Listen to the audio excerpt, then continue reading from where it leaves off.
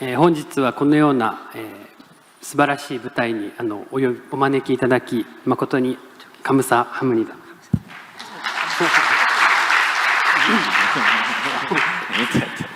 日本の学会では一番最後のセッションにはほとんど人がいなくなります。 일본에서 학회를 하게 되면 마지막 섹션은 보통 사람이 아무도 없습니다. こんなに人がいるのはとても皆さん尊敬いたします。 이렇게 늦은 시간까지 남아주셔서 굉장히 존경합니다. もうちょっとですのでお付き合いよろしくお願いしま 빨리 す。 진행을 하도록 제 책임이기 때문에 제가 죄송한데 빨리 진행을 하도록 하겠습니다. それでは始めさせていただきます。私の名前は矢野雄大です。日本の長崎から来ました。 제 이름은 이제 야노 유다이라고 하고요. 나가사키에서 왔습니다. 私の可愛い子供たちです。 제 아들입니다. 제 자식들이고요. 예. で、これが私の働いている長崎大学病院です。 지금 밑에 있는 사진이 나가사키 대학병원입니다. これをご覧いただいていいですか。私の話は今までの先生の話と比べると、よりもう臨床に特化した話になっています。 제가 오늘 말씀드릴 내용은 굉장히 임상적인 내용을 많이 드리고자 합니다. なのでリラックスして聞いてください。 편한 기분으로 들어주셨으면 좋겠습니다. それでは、本題に入っていきますが、すべての急性期の患者さんにとって最も大切なことは、たとえ集中治療中であっても、ベッドでの画床時間を減らす最小限にすることです。 가장 물리치료에서 중요한 것은 아무리 급성기라 하더라도 수술 후라 하더라도 침대에 누워 있는 시간을 줄이는 것이 중요하다. 그렇게 말씀드립니다. この目標のために必要なことは、リハビリテーションのスタートが遅れないこと、また治療状況に応じて介入の頻度を高めて活動量をしっかりと上げていくことです。 그래서 첫 번째 할 것이 초기에 시작하는 물리치료의 시작을 늦지 않게 하는 것, 그 다음에 개입하는 그 빈도를 점차 늘려가는 것, 그것이 중요합니다. 私が考える安静画床時間を減らすための3つの戦略です。 그래서 그걸 위해서 활동량을 늘리기 위해서 할 수 있는 방법이 저는 3가지라고 생각을 합니다.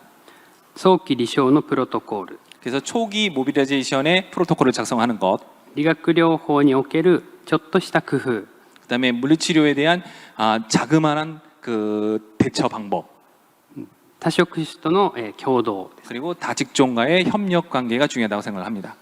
私が臨床で大切にしていることはこの2つ目になります。 그 중에서 제가 임상적으로 가장 중요하다고 생각하는 이 2번째라고 생각을 합니다. 多職種共同に関してはこの1番と2番のために必要なことです。 그래서 3번째에 있는 다직종 연계는 첫 번째와 2번째를 보조하기 위해서 필요한 것이라 생각을 합니다.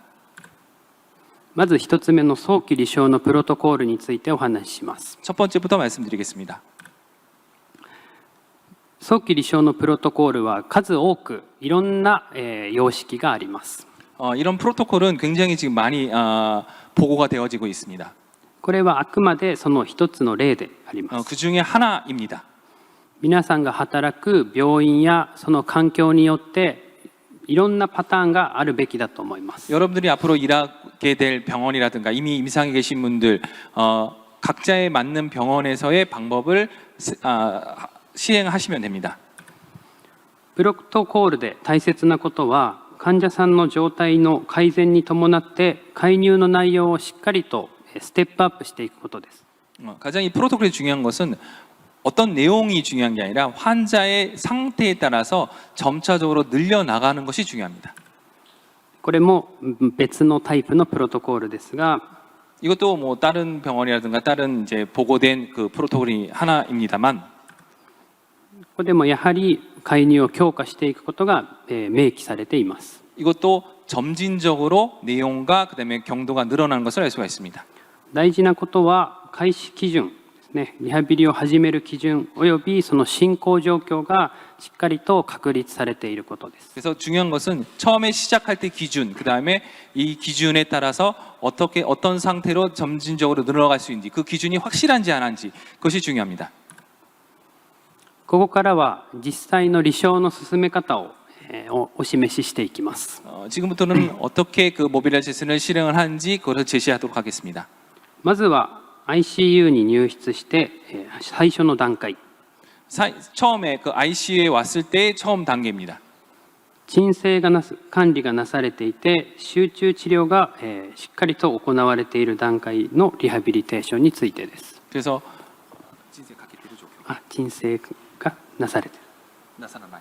鎮静されている。 근데 뭐 지금 이제 잠들어 있는 상태에서 이제 물리치료에 허가가 나왔을 때의 상태입니다. 患者さんは疎通が不可能な状態です。コミュニケーションが取れない状態。 그래서 잠들어 있기 때문에 환자분과 의사소통은 되지 않습니다.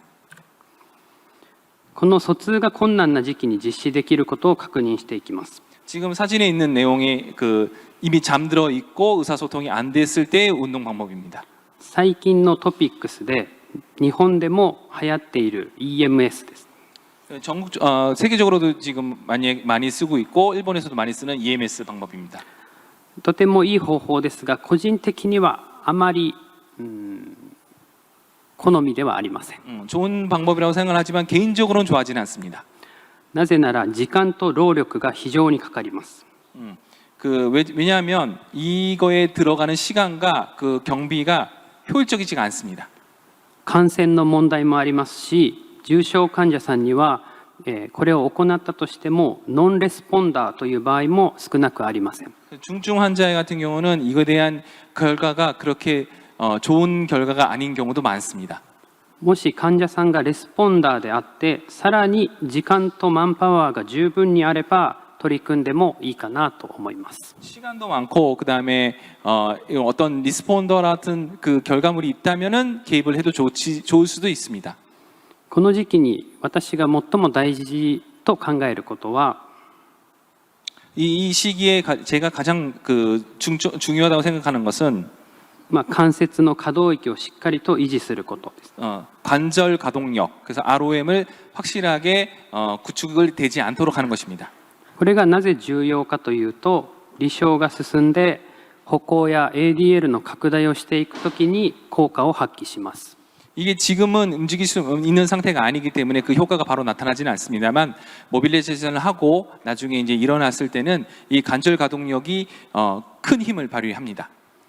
経験として肩関節と足首の関節が最も重要です。 그 중에서도 저는 어깨 관절하고 그다음에 발목 관절의 가동력이 중요하지 않을까 그렇게 생각을 합니다.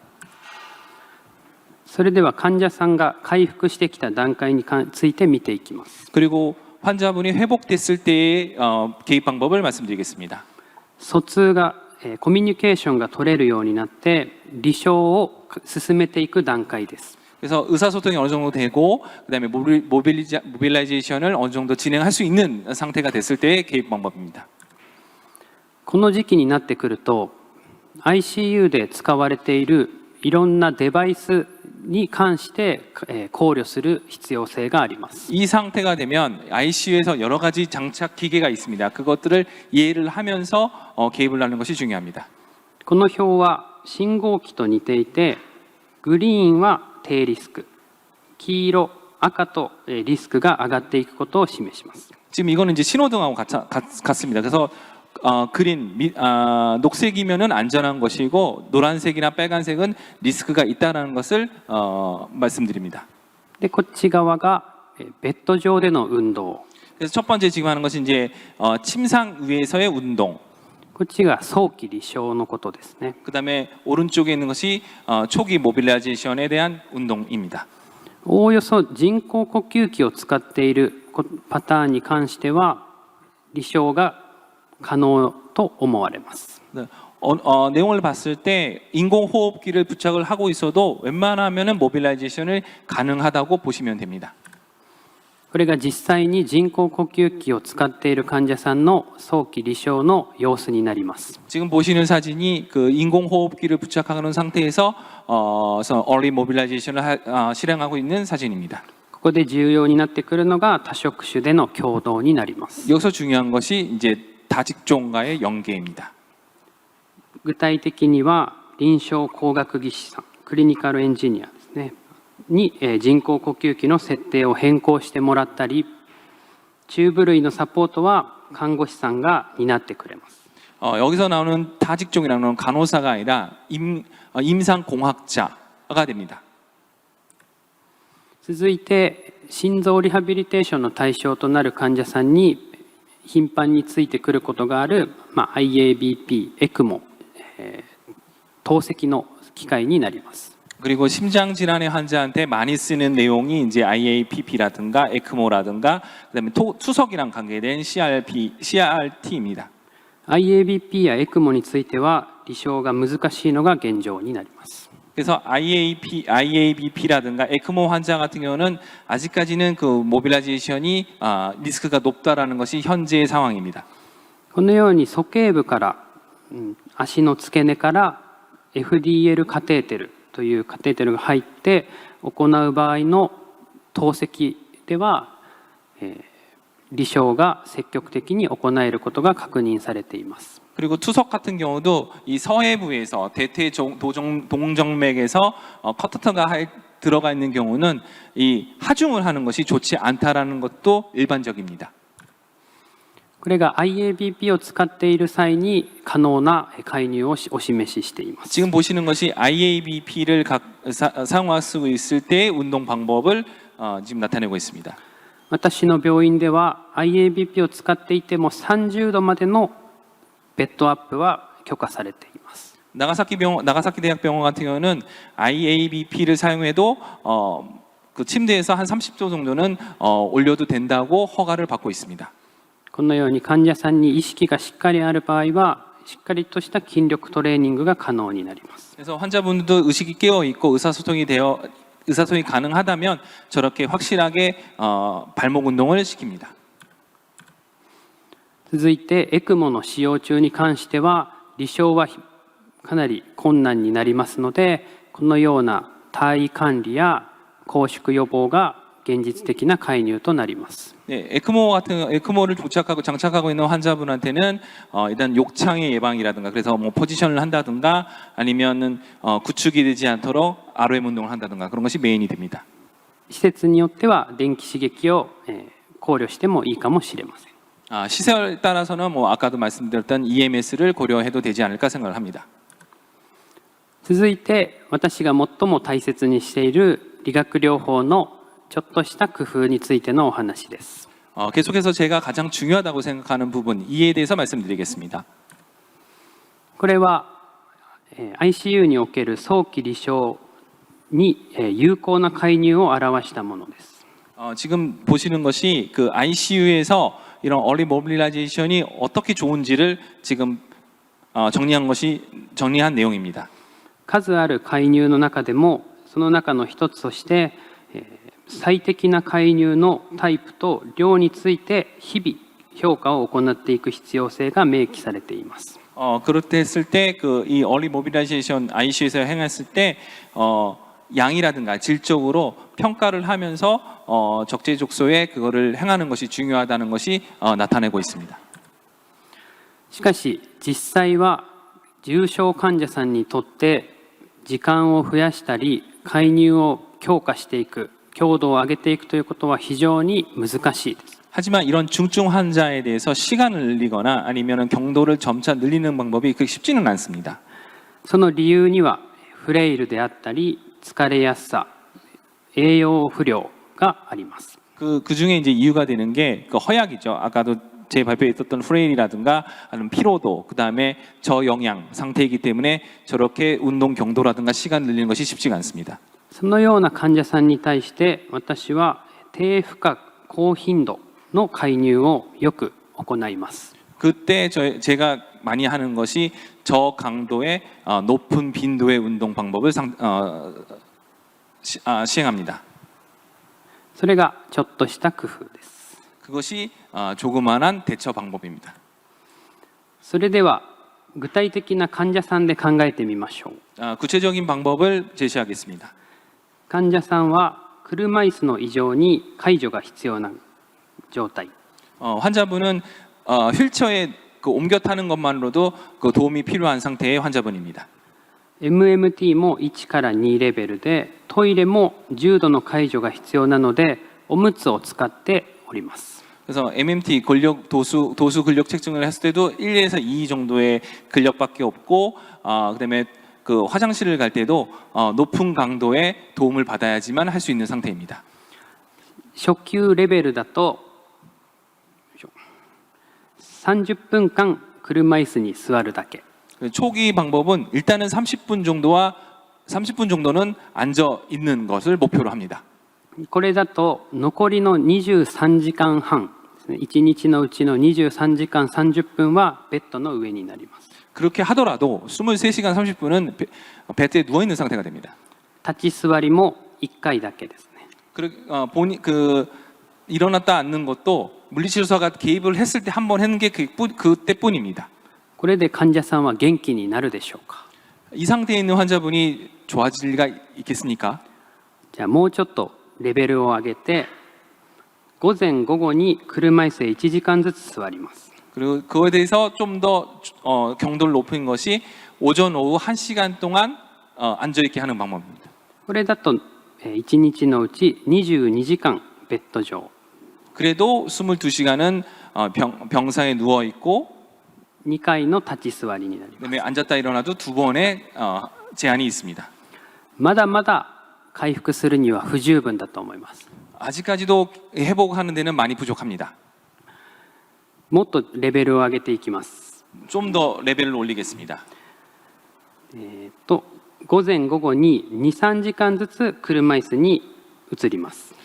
오전 오후에 2시간에서 3시간으로 휠체어에 앉는 시간을 늘립니다. 可能であれば食事を車椅子のままで取ったり、足浴を行います。 가능하면은 휠체어에 앉아서 밥을 먹게 하거나 아니면은 또 가능하다면 발을 족욕을 합니다. これなら少なくとも4時間以上はベッドから離れた時間が生まれ、 그렇게 되면은 4시간 이상은 병상에서 일어나게 되는 거고요. 食事を車椅子で取ったり、四肢の運動や、温熱療法の効果も期待できることが分かります。 그렇게 되면은 식사를 앉아서 할 수도 있고 그다음에 뭐 족욕을 하면서 온열 효과도 볼 수 있습니다. この一番下の介入をイメージして普段の仕事に取り組んでいます。 그래서 가장 마지막 그 어드밴스 레벨을 항상 생각을 하면서 임상을 하고 있습니다. これは、私の病院のある一日のスタッフステーションにおける風景です。 이게 지금 나가사키 대학병원의 너스테이션 간호실에 있는 어느 날의 풍경입니다. 入れ替わり立ち替わり、一人の患者さんが数時間ずつナースステーションで過ごします。 아무래도 리스크가 있기 때문에 감시하에 있어야 하기 때문에 그 간호사의 협력을 받아서 환자분만 계속 바뀌고 있는 상태입니다. 근데 저것까지를 하기 위해서는 물리치료사가 개입을 해야 됩니다. 新聞を読んだり、中には、YouTube でニュースを見たりする患者さんもいます。 지금처럼 신문을 보거나 아니면 스마트폰으로 유튜브를 보는 환자분도 있습니다. これはみんな私の患者さんです。 전부 본인의 환자분들입니다. ここでもやはり多職種共同が重要になります。 이때에도 아까도 말씀드렸다시피 다직종의 연계는 필요합니다. これは一般病棟 ICU から退出した一般病棟におけるリハビリの様子です。 지금 보시는 사진은 ICU를 퇴실을 하고 일반 병동으로 왔을 때 환자의 모습을 보고 있는 사진입니다. 左の写真もみんな私の担当患者さん。 지금 복도에 있는 환자분도 전부 다 선생님의 환자분입니다. 그러니까 원래는 이렇게 개입을 하면 안 됩니다. 1인 1분을 해야 되는데 그렇게 되면 굉장히 효율이 떨어집니다. 그렇기 때문에 한 번에 같이 하는 거죠. この人が立つ練習をして休憩している間にこっちの患者さん。で、次はこっちの患者さん。 지금 멀리 있는 환자분 앉았다 일어났다 스탠드 운동을 하게 되면은 그분이 쉬실 때 두 번째 환자분이 하고 또 그분이 쉬실 때 세 번째 환자분이 하고 이런 식으로 계속 이제 반복적으로 하게 됩니다. これは病棟の会議室を時間で片付けて患者さんが集団で運動をしています。 그리고 오른쪽에 있는 사진 이제 집단 운동이라고 해서 회의실을 빌려서 집단으로 이제 같이 운동하는 사진입니다. ここまでが早期離床のお話で、ここからは運動療法に移っていくお話になります。 지금까지가 이제 초기 얼리 모빌라이제이션의 내용이었고 운동 방법에 대해서 말씀드리겠습니다. どのように早期離床からステップアップを判断していくかをお示しします。 그래서 초기 그 얼리 모빌라이제이션에서 어떤 스텝을 밟아서 운동요법으로 이행을 하는지 그거에 대해서 말씀드리겠습니다. これは6分間歩行試験ですね。 첫 번째가 이제 6분간 보행 테스트입니다. これは日本の心不全学会から出されているプロトコールになります。 지금 보시는 프로토콜은 일본 심장 물리치료 학회에서 만들어진 프로토콜입니다. 早期離床をステージ1から6に進めていきます。 초기 그 얼리 모빌라이제이션의 스텝을 1에서 6단계로 나눴습니다. そこである程度の6分間歩行を行って運動療法にステップアップできるかを判断します。 그래서 이걸 보고 6분간 보행 시험을 해서 운동요법이 가능한지를 평가를 하게 됩니다. 一つの基準として300メーターを超えたら運動療法に移行しても良いと 한 가지로 6분간 보행 시험을 했을 때 300m가 넘으면 자, 운동요법으로 이행을 하자라는 하나의 기준입니다. 運動療法に移ると CPX を行います。 운동요법을 처방을 할 때는 이제 CPX, CPET를 사용을 합니다.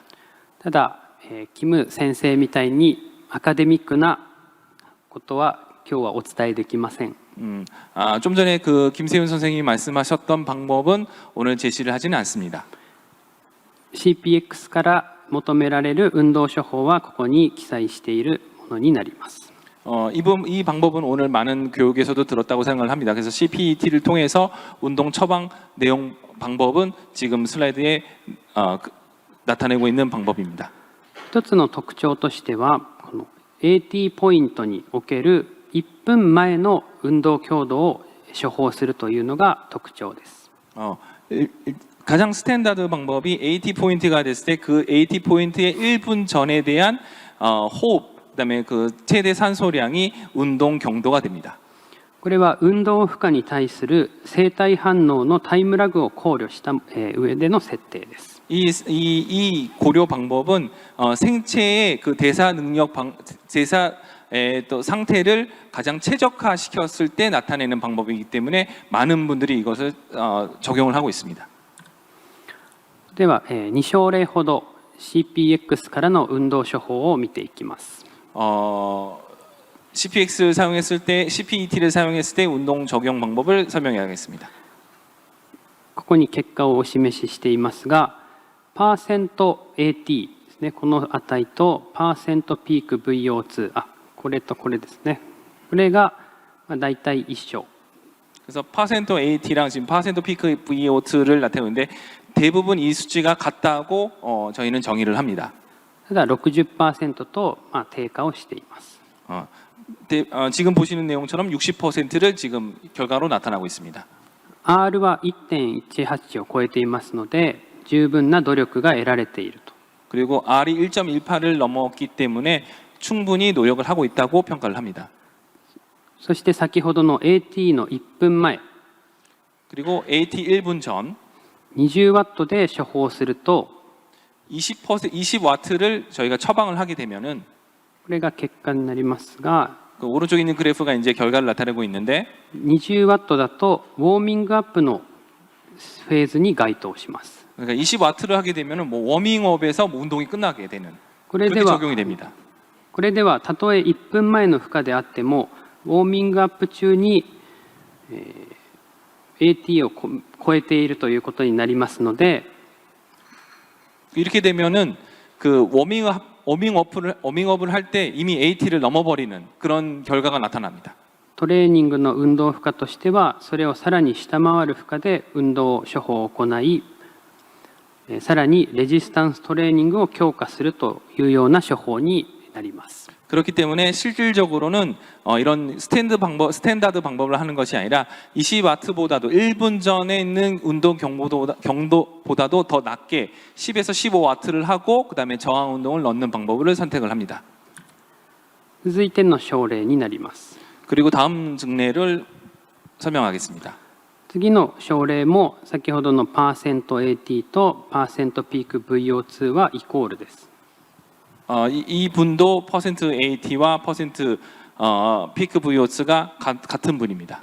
しかし、ピーク VO2 をハートレートで割ったものがより低くなっております。 하지만 이 피크 VO2를 하트레이트로 나눴을 때는 그 수치보다 그 수치가 낮음을 알 수가 있습니다.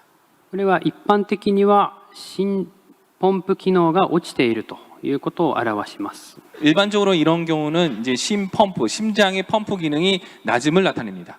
しかし最近の報告では末梢骨格筋の機能が落ちている症例でも同様の反応が出るということも報告されています。 최근에 보고를 보게 되면은 심장의 근육이 심근육이 떨어진 게 아니라 말초 근육이 떨어졌을 때도 같은 결과가 나타난 것이 보고되고 있습니다. そういったことから AT1 分前の処方で有酸素運動の処方を行い、この方もレジスタンストレーニングを強化するというような処方が行われました。 그 같은 경우도 이제 1분 전에 있는 AT 포인트 그다음에 말초 근력을 늘리기 위해서 저항 운동을 같이 복합적으로 하는 방법을 선택을 합니다. それでは AT レベルまで到達しないような症例に関してはどうでしょうか。 그렇다면 AT 포인트까지 안 가는 환자분들은 어떻게 처방을 하는 것이 좋을까 생각을 해봤습니다. AT まで到達しない症例の特徴については、日本からの報告で身体機能の低さ、つまりフレイルが影響しているという報告がなされております。 일본에 있는 선행 연구를 보게 되면 CPX에서 AT 포인트까지 안 가는 환자들의 특징을 보게 되면 프레이티, 허약한 환자분들이 많다는 것이 알았습니다. 具体的には握力が21キロを下回るような症例、 그래서 구체적으로 말씀드리면 악력이 21.2kg을 안 되는 분들, 1メーターを歩くのに1秒を下回るような歩行速度の患者さん、 그다음에 보행이 1m를 보행하는데 1초 이상이 걸리는 분들, こういった患者さんには CPX は不適当かもしれません。 이런 환자분들에는 CPX가 좋지 않을 수도 있습니다. サルコペニアの改善などを優先するのが良いと思われます。 그런 환자분들은 일단은 먼저 사르코페니아를 해결하는 것이 중요하지 않을까 생각을 합니다. 以上で私のお話とさせていただきます。 이상 발표를 마치도록 하겠습니다. 감사합니다. ありがとうございます。